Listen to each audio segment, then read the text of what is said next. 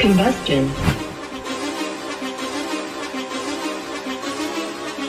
Whoa, whoa, whoa, whoa, whoa, whoa, whoa, whoa. Been running the game with my team making plays. Talking 80, my G, Swan and Jules in this place. Surrounded by dogs, keep the quarterback safe. I'm the one with the plans, they gon' do what I say. The game is not over, we don't celebrate. In the end zone, we don't got no time in the wait. Ain't tryna run down, we don't premeditate. We just go and get to it, we got them on skates. If the game going to overtime, kicking the overdrive, we gon' be first at the finish line. Play looking full, but I finish mine, can I get second? We gon' line up like it's dinner time. We put in work till we get us a ring. Super Bowl season, we running the scene. Ain't tryna home of the realest that breathe. Keep your face down when you talk to the king.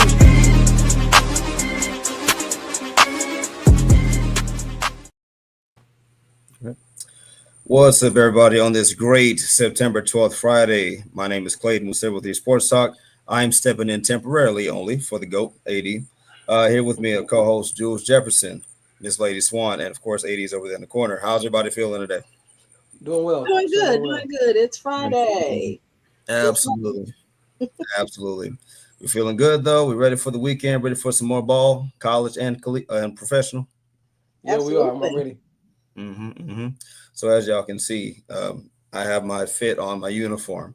This is how you know officially it's time for ball again.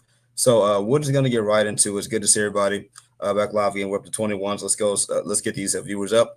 We got a good show tonight. We're talking about turning the page on the Rams loss. We're going to preview Texas Buccaneers. We're also going to talk about across the league, knowing our enemies. Going to talk about some locker room vibes and how different some guys sound at the microphone, namely CJ Stroud, right?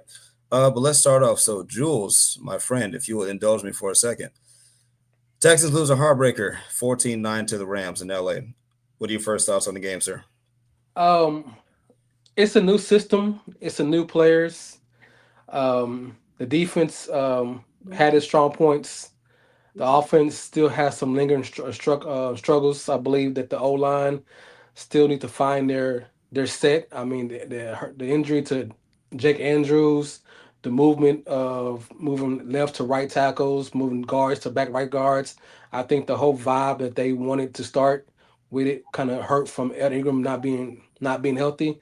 And as you know, in the beginning, I was never fully supporting of having our right tackle, our rookie tackle, starting left tackle, and the fact that they had to go through the whole season, the whole off season with that, and that's what their mindset was going. So we can say it hindered the whole offensive line period because they had gelled as a group with those 4 or 5 people at their position for at least 3 or 4 weeks. And we can hope and assume that that's the reason why the O-line struggled as much as they did because of what they were doing. I don't think it's an excuse. I think the offense still should look better. I think Nico Collins didn't get enough catches. I think they kind of ran away from Nick Chubb because they're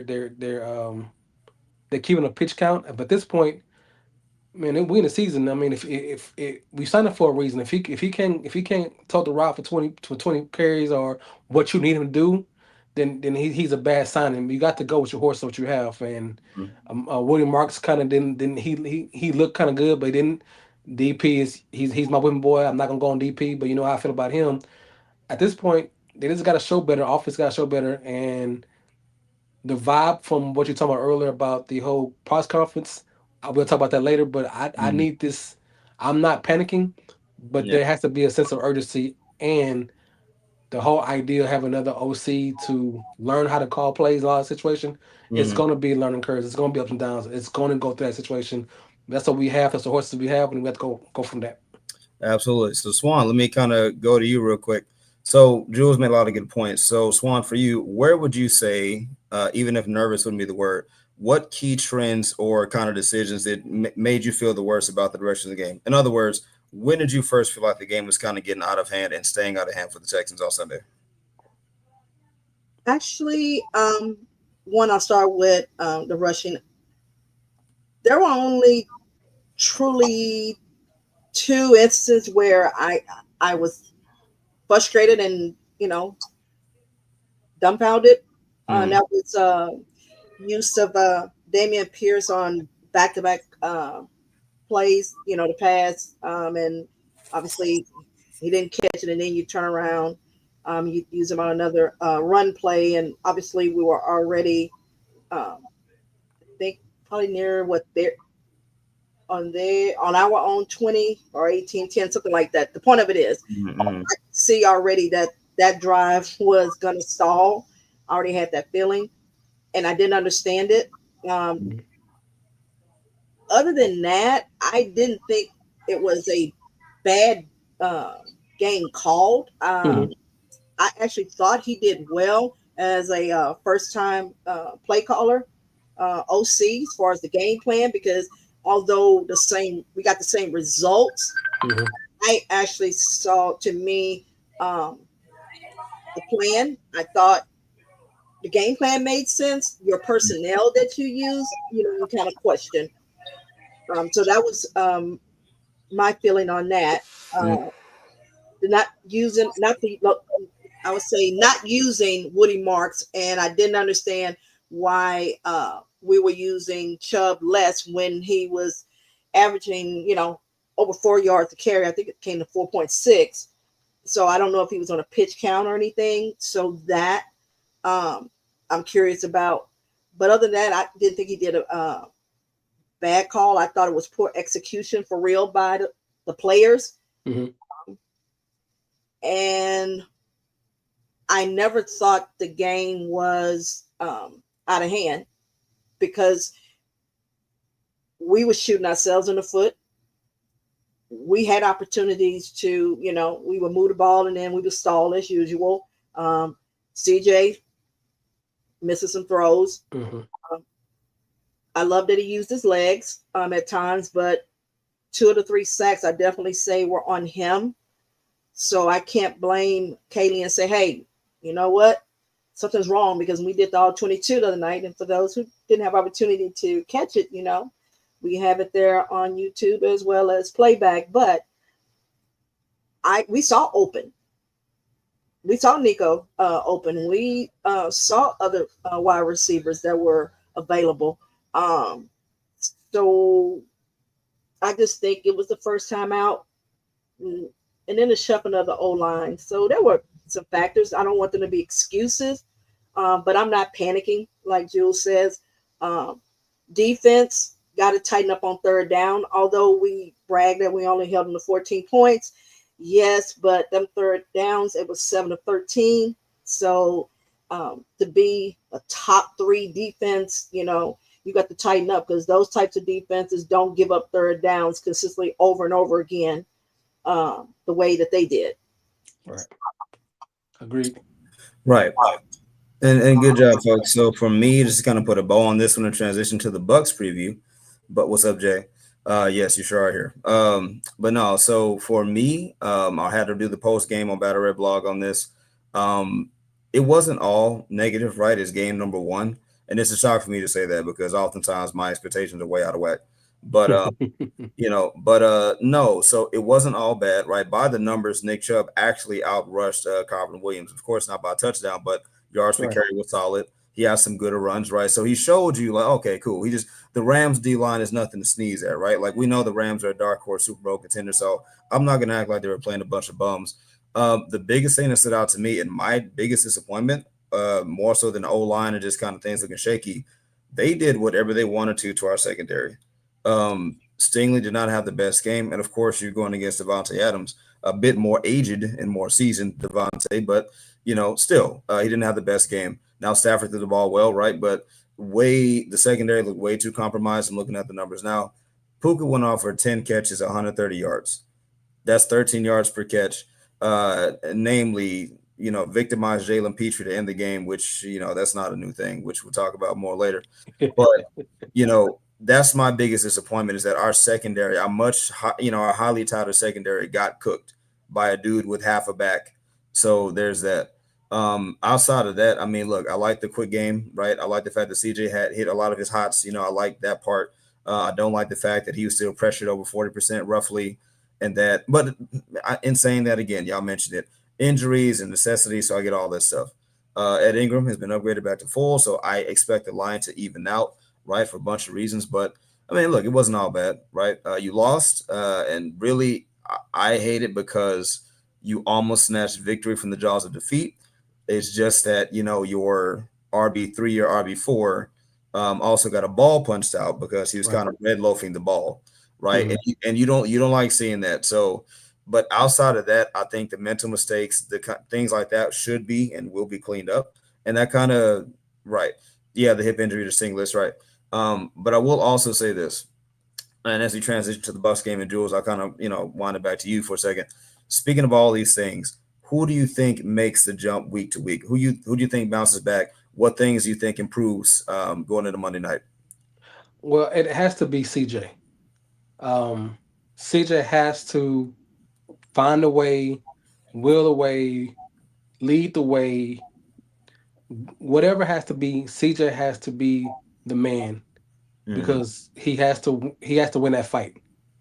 He has to figure out a way to win the game when everybody else is not going well. He's going to his third year, his second OC.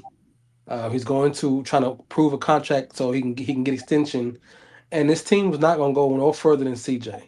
Um, if like his comments in the press conference after the game on Wednesday and Thursday, lollygagging, focus, could have practiced better. All that is leadership, and all that he has to take a hold at, and he has to. This is his team. The Miko runs. He's the head coach. Nick Casero makes situation. At the end of the day, the ball's in his hands Mm-hmm. 95% of the time. So Right. I need CJ to have a franchise game, drive, moment, Mm-hmm. and completion. I need him to step up and be what we think he is and what he should be and what he's capable of doing. I need the I need another wide receiver to pop up. It's hard to believe that Christian Kirk means so much to his offense when he barely practiced. I believe he made to one practice game, and the offense is focused on Christian Kirk, the veteran, not being there and getting open spots. I need um, Hutchinson, Higgins, Noel, anybody. I need him to have his offense on all cylinders. I need Schultz to try to jump and get a first down when all he had to do is put his feet down and go first down. If you watched the Green Bay game last night, you saw what a big tight end does. A big tight end doesn't do the Through you. finesse. They run through you. They run through you. They put the show down. Hell, even Jordan Love put a show down last night. I That's mean, what looks we're like looking he's for as 6'4" and almost 250, and you're not gonna use it. right. I mean, what's the point? What's the point of you being as big as you are Mhm. when your game is finessed? And if you're a finesse situation and we ask for toughness, Mm-hmm.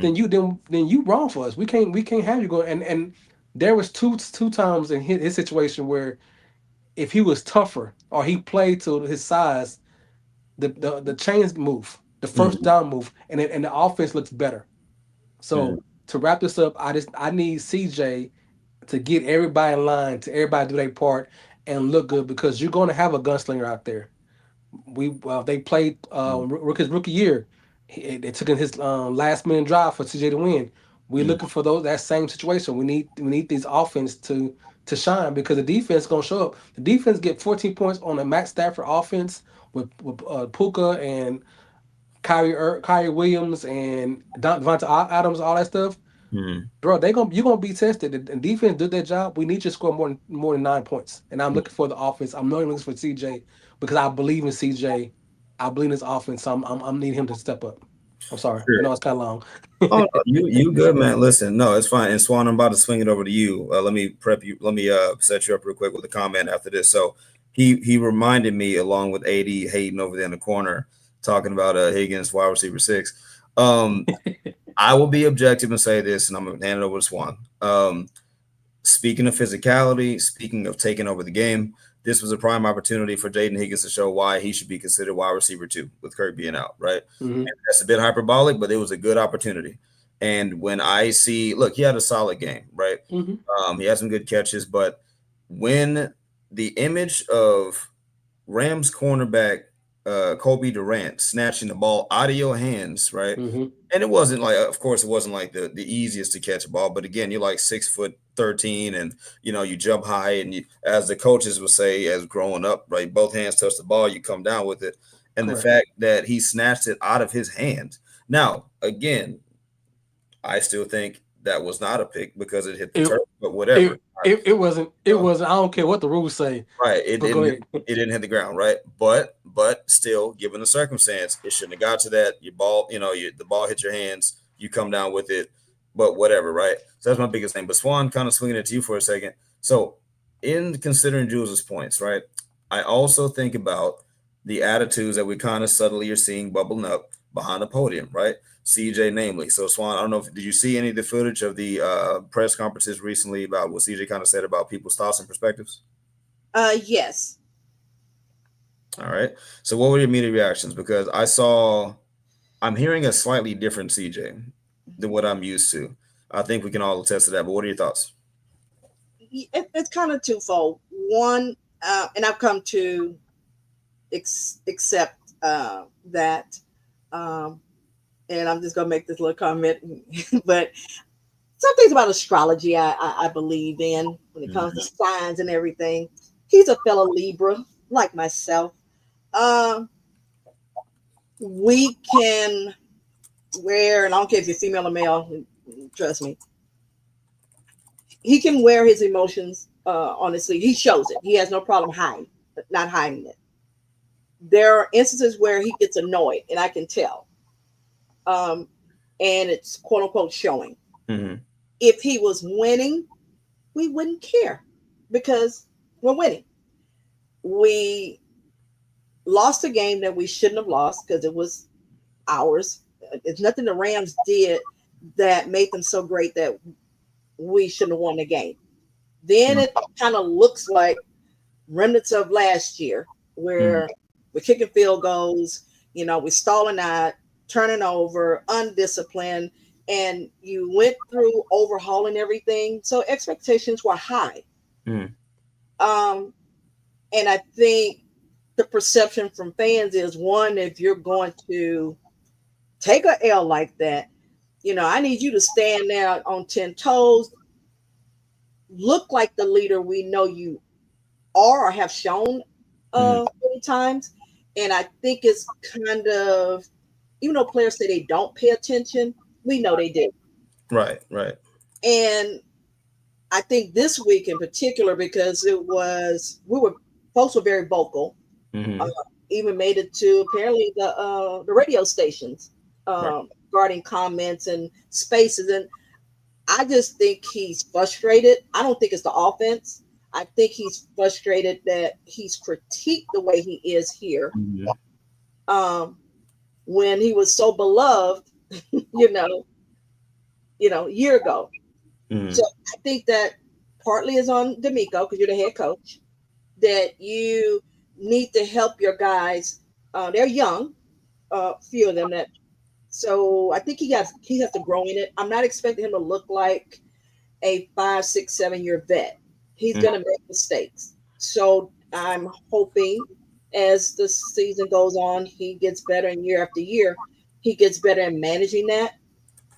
So the body language part, it is what it is. I just need you to go and perform. I really don't care what you're doing at the podium if you're giving me W's. Because if you go out there and you sling and you give me 5 touchdowns and you do what you did against them last time and we win, I don't care what your body language is. And I don't think anybody else does. So I just feel that way. And like D'Amico, when his comments, he has a way of. He was feisty though. Huh? He was feisty this morning. He was feisty though. Right. But I'm saying is, you can tell when D'Amico is irritated, because at first he was doing the whole Mr. Nice, he smiles and everything, but you can tell when he's gotten sick and tired of it. And I think that's passed on to the players. So we feel like that old Bill O'Brien and so forth, where, we don't, I don't really care what y'all think and blah, blah, blah, blah, blah, whatever. And folks are like, hey, I'm spending my money, da, da, da, da, da, and this is how you're going to treat us. I don't think we should take it personal. That's just me. But I do think there is some maturing and growing that CJ needs to work on. Right. No, absolutely. No, CJ has worn his emotions on his sleeve since being here. He's been very open. And I really, Swan, to your point, A lot of the conversation discourse around CJ as a leader kind of changed when Tank got hurt against the Chiefs last season. I don't know if y'all Hmm. recall. He got his Yeah. leg snapped into, and CJ almost could not finish the game because of how distraught he was, right? And I saw that kind of is where a lot of people shifted on CJ. Not, of course, not the Mhm. entire fan base, but a very vocal minority kind of felt like they didn't like that in their on-field leader, right? Um, Hmm. but I mean, he's unashamed of that, right? He's been open about that. He's open with his emotions. He's open about his faith. He loves his guys, and he'll let you know about it. So, but again, just one to your point, and really, Jules, to your point, I think the honeymoon phase, I don't want to say is over, but people are saying, okay, we have to convert some of this, goodwill that he's accumulated to, just looking better behind the line of scrimmage, right? He's the guy this year, right? There's no more Bobby Sloyd. There's no more, unable to being unable to call audibles and checking in and out of plays. He's the guy by his own admission, by Nick Haley, by that entire staff in front office. He's the one that you look at and say, all right, man, it's your show. What you going to do about it? And again, I know we're off the Rams game, but to kind of go back to it real quick, I did like the fact that, again, he used his legs more. He did look more decisive in a lot of things. It's just now we have to just continue to convert it into progress, into wins, and him continuously doing what it takes to win. Because you see all these other quarterbacks, Burrow, Lamar, and Josh Allen, namely, doing what it takes to win ball games. And Right. but see, and I had to tell some Can I people, ask you a question real quick, what's up? Clayton? Because I would say, with the exception of Burrow, because Right. he did it in his second season. Mhm. But keep in mind, he's older. Right. And I think the thing is, what age were these guys starting? What Mhm. situation did they come into? Because we are wanting to treat CJ like he is Josh Allen, Lamar. Mhm. I'll say Patrick Mahomes. I'm sorry, him Mhm. too. But only Burrow and Patrick really jumped their second year in Mhm. starting. Right. Everybody else has taken their lumps. Josh and Lamar came in the same class, 2018. How long did it take them to become what they are? Yeah, Lamar got the trophy of the MVP because he put up some crazy, insane numbers. But every year he's falling short. And if anything, let's go back to that Sunday night game. And I'm going to make it real quick. And it's all about expectation. We should Mhm. have it, but also understanding he's going into his third season. He's got a different offense that he's asked for to have control, but that didn't mean he was going to be out the gate with Mhm. no issues. It's not like this is a Chip Kelly or a Cliff Kingsbury, or an experienced OC. You had two inexperienced guys. New offense. He hasn't run it. I mean, he said he's had control of it when he was at Ohio State, Right. but Kaylee is new, so they Mhm. got to learn each other. And then you Sure. got two Hmm. rookies out there, so it should have looked better, could have looked better, but I'm not expecting him to look like guys who have been in the league 6, 7, 8 years. Of course. And I don't want to. Well, Oh, sorry. go Go ahead. ahead. Oh, I was Well, just the oh, dang. all right. I'm gonna go. So to Swan's point, where he did look better as a passer than Lamar when his rookie year.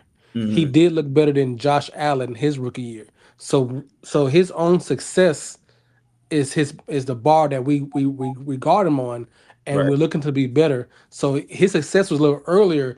Now Josh Allen, it took for him to get Joe Brady, Yeah. a passing first guy, to mold that offense around Brady to be better. So that's what we're gonna hope that Nick Caley's gonna be for him, because he really did take off once they fired old boy from I forgot what, and then Dahlbaugh went to New York. When Yeah, even that Yeah. first year after Dahlbaugh went to New York, Josh Allen kind of looked like he was stale, and Joe Brady said, "Hey, this is your team." They fired the OC, and now as you see how he's going. So we're hoping that the replacement of a new OC allows him to be better than what we're looking for, because what we're looking for was a very great rookie year with a and I'm gonna say it, hamstring OC and Bobby back then. So we're saying, hey, we see the greatness in you. We don't Right. think you need to have 4 or 5 years, but he does need to have time.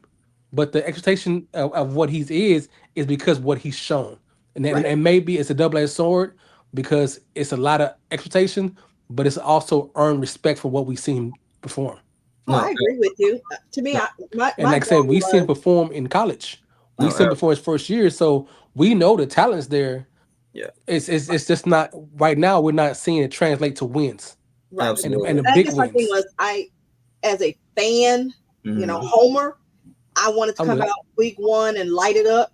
Sure. Uh, but realistically, I had said in other social environments that week six, I mean, I'm sorry, the bye week. So after we play 5 games, that's when I truly can judge what I think the offense will look like. Because Mhm. at this point, we're going in with Chubb, and we haven't seen him been unleashed yet. Um, most folks thought the other running back was going to be gone. He's not. Mhm. Um, we had expectations with Christian Kirk. He was healthy throughout training camp and preseason. Ed was going to be the starting right tackle. I mean, all that happened in the same week before you Gertie get started. Are you supposed to adjust, be prepared? Yes, but a new offense, yeah, I can see where there could be some difficulties.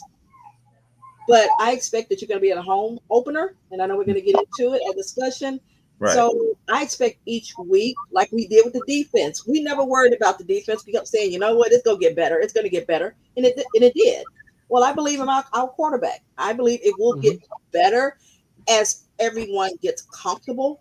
But I understand being frustrated and needing to get, you know, express your opinions and get it out. So it's not to make excuses or to, say let him off the hook. But at the same time, I think we might have to bring down some of those expectations and before the middle of the season, before we truly feel like we don't there's something wrong. I don't think Right. it's something wrong. I just think it's just needing to, Impatience. yeah. The impatience. Right. Sorry about that. So, one thing, Swan's point I'll say is this: on a very just basic football level, CJ Stroud is a throwback quarterback, like how I look at it. He's not a statue. He's not Eli back there. He's mobile when he needs to be, when he wants to be. But CJ is more the mold of I'm running so that I can reposition to throw. I'm not Lamar Jackson. I'm not Josh Allen, and that's cool, right? He protects himself. He's smart. But the reason why Josh and Lamar, and to a lesser degree Jalen, really a more degree because he won a ring, Jalen Hurts works, is because they are more of a dual threat quarterback option. They can facilitate offenses more because they can morph into an offense unto themselves if they need to, based on the proficiency of them running, footwork, all that stuff. CJ is not that guy. Mhm. My wife has brought it up before. We talked about it back and forth, joking. If you've ever seen CJ dance for an end zone celebration before, or even walk up to a huddle once or twice, you've seen CJ kind of is not the most athletic Rhythm. looking individual. He lacks rhythm. Right, right. So, And look, I love CJ. yeah. He's my kind of corny, but it's like that's just him. So he's not an offense unto himself by way of running the ball, but that's the modern game, right? So that's the context we're talking about. But there's no excuses, right? Like I Mhm. believe. Listen, I will have this debate with anybody. I believe at worst, CJ is roughly a top 10-ish quarterback. I don't care what anyone says. I've seen it. His style is not fluky. His mentality is not fluky. What he's put on film is showing me a proficiency that is beyond being a rookie. It's just that, okay, now he has to accommodate to a brand new situation. And it Mhm. sucks because we're yet again asking him, hey, week one against a dark horse Super Bowl contender, hey, let's take a starting O lineman. Let's take 1,000-yard rusher away. Hey, let's go ahead and have new rookies all over the place, right? A new OC. Mhm. That's a lot to keep dealing with, but he's still performing, right? So, but Right. anyway, the rabbit hole down there real quick. But I will shift a little bit because normally this is someone else's responsibility. But I got some numbers up going into Bucks Texans, right? I don't want to shift the gears too quick, but I got some numbers when it comes to fantasy and bets. Can I interest you guys in some prop bets really quickly? Go for it. Awesome. So here we go. Jules, I'm gonna talk to you for a second. So I got up here via CBS Sports betting website. They got a spread. You got Texans minus 2.5 against the Bucks, which okay, solid. Looking down below, the over under on the total points of the game is 42.5, right? So about 21 ish points per team. And then you got the money line, Tampa Bay plus 118, Houston minus 142. And then it says here the sports line projections models best bets would be Bucks plus 2.5, and then betting the over at 42.5. So, Jules, I'm just going to ask you real quick. Would you take the money on the over of 42.5 points? I definitely will. I definitely will. I think the last time we played, it was about 50 points, if not more, when we played in the first rookie year. I Okay. believe that Baker's going to throw the ball. I think Baker's going to win. Not try to win the game, but we're going to try to win on his arm. Yep. I believe that their offense with well, I think even they're getting Godwin back too, so it's going to make it even much tougher I saw with that. with that secondary. So, and this is a home game for us. We may get Kirk back, we may not, but this offense has to show better than what it is, and I think it's going to be up to the challenge. I think we score more than 28 points. Sure. No, I think so too. I think the Texans have something to prove. I don't think I want them to play angry, but I do think we're going to see a much more locked in Texans team, right? Especially if they're not lollygagging, as they say. And then the last bit of that is the fantasy implication. So I took a break from fantasy the past couple seasons. I'm happy that I did because there's a reason why I'm not a GM. There's a reason why I'm sitting here with my hat on social media. But in the fantasy department, we got some projections here via Google AI saying Baker Mayfield, they got as a strong QB 10 option. CJ, of course, is projected to have a better week. I mean, obviously. And then it gives out some names. So Emeka Egbuka, he's a good target to pick up this week if you don't have him already. If you don't, what's wrong with you? Of course, I'm looking at Nico Collins. I wouldn't look at Jaden Higgins' way. I might sneakily looking at Nick Chubb, but for the most part, I mean, I'm looking CJ, I'm looking Baker, I'm looking Emeka, and I'm looking Nico. So as my fantasy. Anyone else play fantasy this year? Well, I took a break from doing cash. Go ahead. I know Swan. I know, yeah, about to say Swan. Yeah, Yeah, I'm in about 4 leagues. I trimmed it down this year. That's trimming down. Okay, cool. Yeah. Well, I'm glad Mine is straight free. I didn't do cash this year. It's just like just for fun. Listen, inflation took me out. Oh no, only one money one. The other ones are free. Yeah. Oh, okay. Inflation took me out because once the buy-in got to be about over 150-ish, I'm like, yeah. Yeah. I had two last year. There were $300 buy-ins. Oh no, sir. Oh no. That'll get people upset. I know that no, see, that's that contributes to playoff tickets and So sure. So okay, cool. But when it comes to fantasy, I believe that a Booker should be a very solid pickup because Absolutely, a team's going to attack our slots. We didn't see it in this year, this first game this year. We didn't see it all last year. That our slot defense is one of our Achilles heels because we have a nickelback secondary and not so great linebackers to hold slots down when it's the confusion of who picks up what person in the midfield that we kind of struggle with as a make a Ryan defense. So if you have a stud slot guy, you should always pick him against the Texans until we get right, or unless the defensive line is on their A game. But that's why I think he's a starter of the week. I think Baker and I think CJ should be good solid starts. I have him in 2 leagues. I didn't start him last game, and I'm glad I didn't because he didn't really give me no touchdowns. Yeah. So, but this week I have him going against a Bucks defense who is, I think, is strong up front, but not strong in the secondary as much.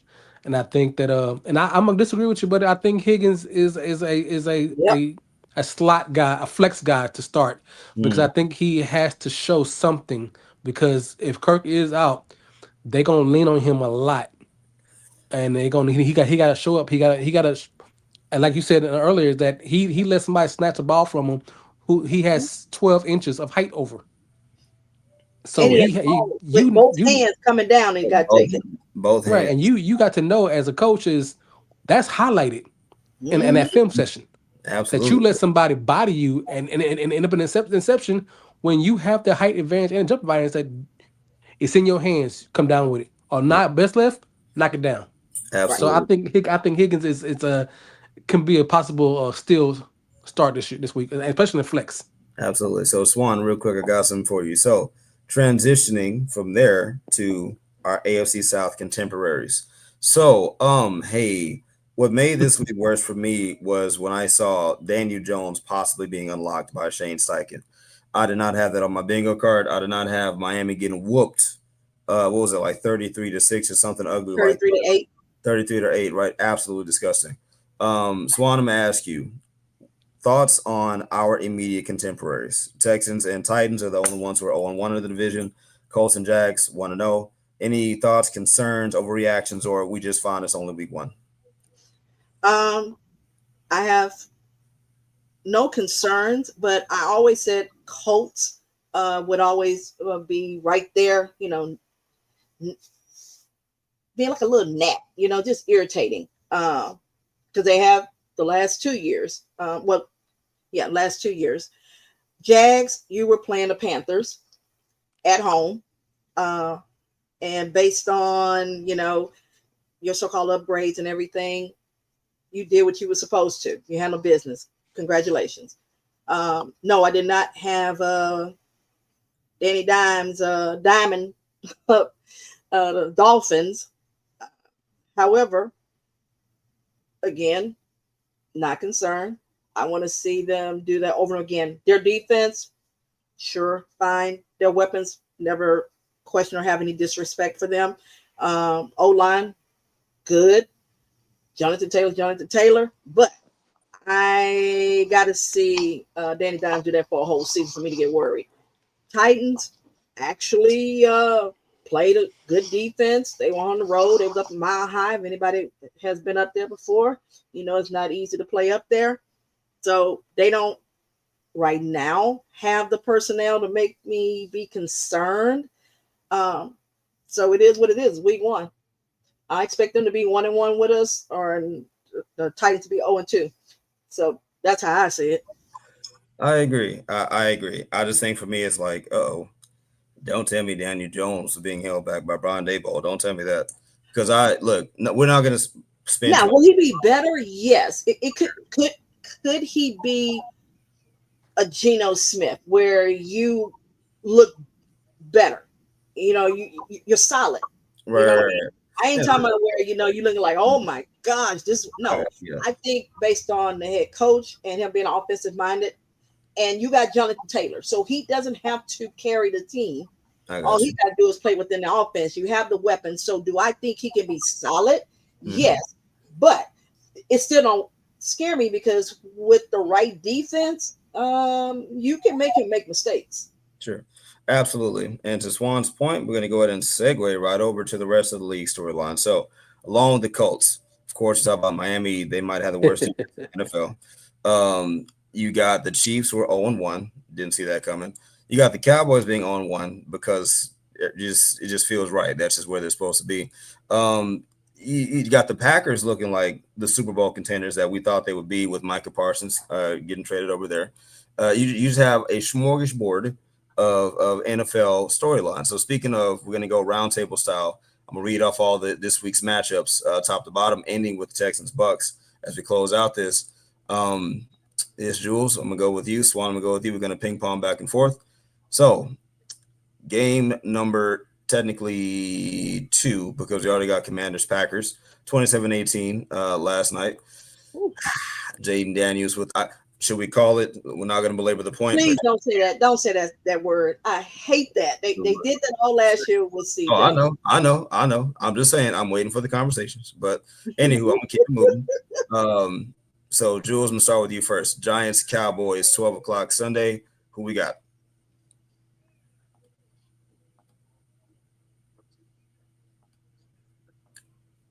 Jules, has it got you? Nope. Okay. Right. We'll wait for Jules to come back to us, and you can. Let's throw it to you then. And we'll get it going. Sure. Let's throw it back to you, Swan. So Cowboys, Giants. Who you got? And they're at the Giants, correct?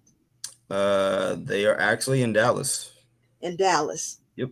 Ooh, I'm gonna make it a close one. It's a division rival, so I'm gonna go with those guys. 45 North. You know, I'm not. I can't really say their names. You know. Sure. Yeah. Listen, I got a Cowboys Tears Cup in my cabinet right now. Yeah. So Oh God, my internet's holding up. Oh, 1 second. no problem. All right, so I'm gonna take Steelers Can Seahawks. you So give can y'all hear me, me? yeah, we Yeah, got I you. can hear you. We got you, buddy. Yeah, I'm gonna give you the matchup after Steelers Seahawks. That one I think is We easier. gone. We lost. We lost that guy again. He dropped out. But it's he'll be back. He'll be back. I got Steelers against the Seahawks. They're going to be in Pittsburgh. Aaron Rodgers coming off of 4 touchdowns. This man has not done that. And it feels like a good while. Things just seem good in Philadelphia right now, of course, until the bottom falls out. So give me Steelers over Seahawks. Swan, ping pong it back to you. We got Rams, Titans. I feel like I know what you're going to say, but who you got? Yeah, Rams. Yep. I kind of figured because I think this might be a blowout. To your point, I think if the Rams and Texans like battle like this, right, and Mhm. it was only a difference of a few plays, I think the Rams are going to ghetto stomp the Titans. I think, to quote Stone Cold Steve Austin, they're going to stomp a mud hole and walk it dry. I think Right. that's what's going to happen. Um, Jules, if you're back, I'll throw over to you. Bills Jets. If not, I will take it. We'll keep it rolling. Bills, give me Bills. Even though Justin Fields and the Jets looked very competitive last week, the Bills are coming off of just an emotional game against the Ravens where they had to claw all the way back, and Josh Allen looked every bit of the MVP. Now, you can also argue that it might be one of those proverbial Let letdown down. games. Exactly. So that might happen, but it's the Jets. So I think the Bills stave off maybe a close game and win it. So I got the Bills starting off like that.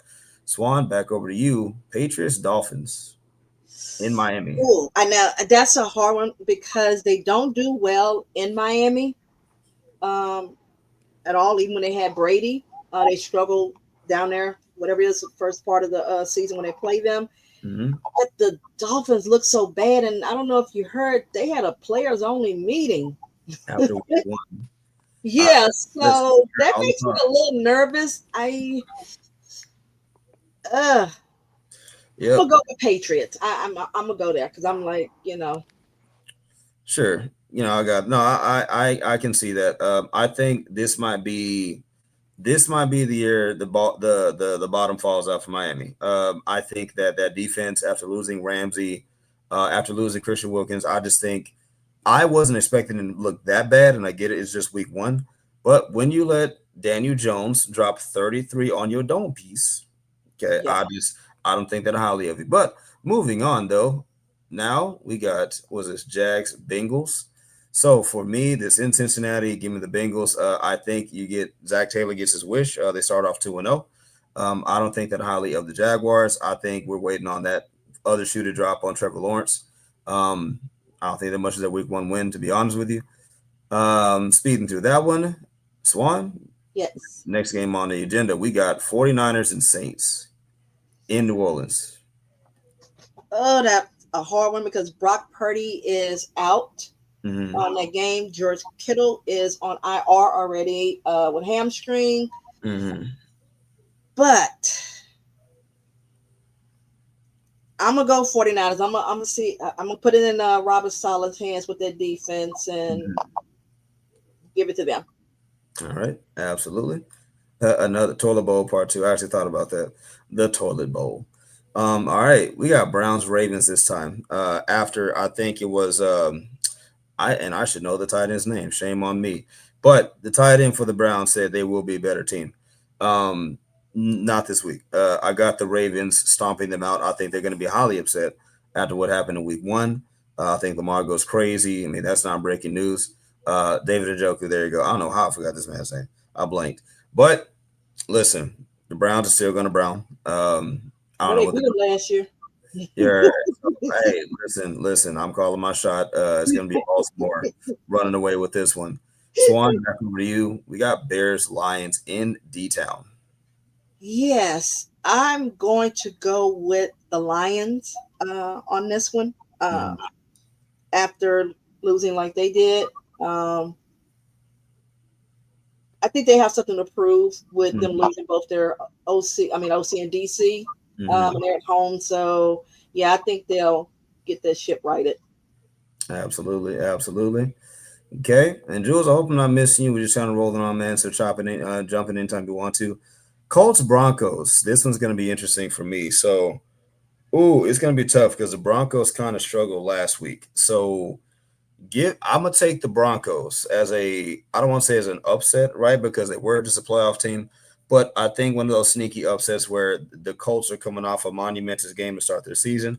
I think because of the Denver defense, I think PS2 goes off. I think they get brought back down to earth eight just a tad bit, and Mhm. start their season off 1-1 against Denver. Now Denver is on the road also, so that that affects them, but not that much. Swan, back over to you. We got Panthers and Cardinals. Toilet Bowl Part 2. Yeah, I'm getting all these toilet bowl picks. Okay, let me see here. Panthers and who's the toilet bowl team? It's Cardinals. Okay. Well, most of them know That's my disgusting. opinion of the quarterback that's in the desert.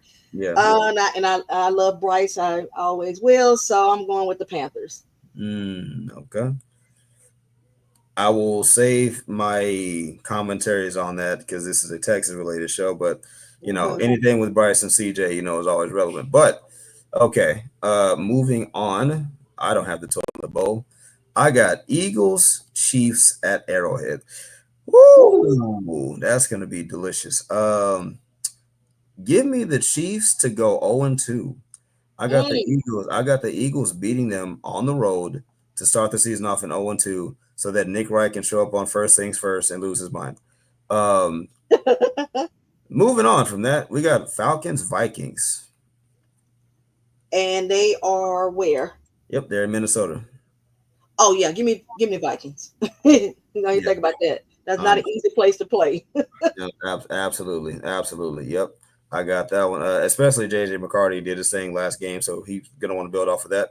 And I'm then, gonna like on them Flores and them defense gets loud mhm. in there. Absolutely. So right before Bucks Texans, we got Chargers Raiders, the second game of the Monday night doubleheader. We're skipping because we're Texans themed program, so we're gonna always finish with the best. Yeah. So Swan, I'll let you take Bucks Texans because you have gotten the toilet bowl a couple times. Oh Um, no. so You can have that. Chargers, I know. I take hours. right? So Chargers Raiders, give me and see again. This is one of those. Um, it's tough because the Raiders they were my pick against the Patriots last week, and they did the do. So give me the Raiders to go 2-0. I think Gino answers the call yet again. I think the Chargers are a good team, make no mistake, but I just think the Raiders got something unique maybe going on, at least for the first few weeks. And I got the Chargers dropping to 1-1. And Swan, we'll finish up with this Texans, Bucks, Icy Whites, Monday Night Football, first game leadoff. Who you got? I absolutely, without any hesitation, doubts, it is the Texans. And we're going to win by at least a touchdown. And we are going. Oh, it's going over because Mm. I got us getting 38. Okay, so 80 agrees with you. 31 Texans, Bucks 18. Ooh, See, okay. that's listen, that would mean that CJ and that offense has figured something out. That would mean that the Bucks defense is not the Rams defense. That would be Nico Collins going off, maybe Jaden Higgins, Chubb doing his thing. So hopefully we see and we go up to 1-1 on the season. That'd be great. And Um, can I add a little something to that? Um, Rookies do tend to play better at home. mhm, Um, and I think with the reception and them getting to have that experience, we're on Monday night and everything. yep, Yeah, I think the rookies are gonna show up. I think Jaden Higgins got something to show that that was a fluke. It was a mistake, rookie mistake, but that's the end of it. Uh, mhm. so I'm looking forward, and I expect Nico to have probably about a buck 50, Oh, absolutely. They're gonna shower him with possessions because and that I expect last Chubb to game. have over 100. So I do think we gonna light it up. All right, cool, cool. Speaking of lighting things up, we're gonna light it up on playback on Monday. Ugby, Swan, myself, the whole gang. Can't wait to see you guys. Then we're also gonna follow that up with the all 22 on that Tuesday, right after the game on Monday. With that being said, Swan, Jules, wherever he just went to, AD and everybody else, it's been a pleasure. It's been exciting. It's been fun stepping in for the GOAT AD, but I am not AD. Looking forward to him getting back, resting up. Swan, it's been a pleasure. We're going to go to wrap this thing up. Do you have any closing comments before we go? Oh, I'm gonna be in the house. I'm gonna be there. So, Ooh, that's right. Yeah. That's gonna be nice. That's gonna be nice. I'm having icy whites on. Absolutely. Oh, so nice. Can't wait for the rival outfits. But with that being said, this has been H-Town Rundown. Thank you so much for tolerating us for this 50 minutes. Hope you guys have a great rest of your Friday. Take care of yourself. Love your family members. Love your neighbors. And we'll talk to you soon. Swarm. Peace.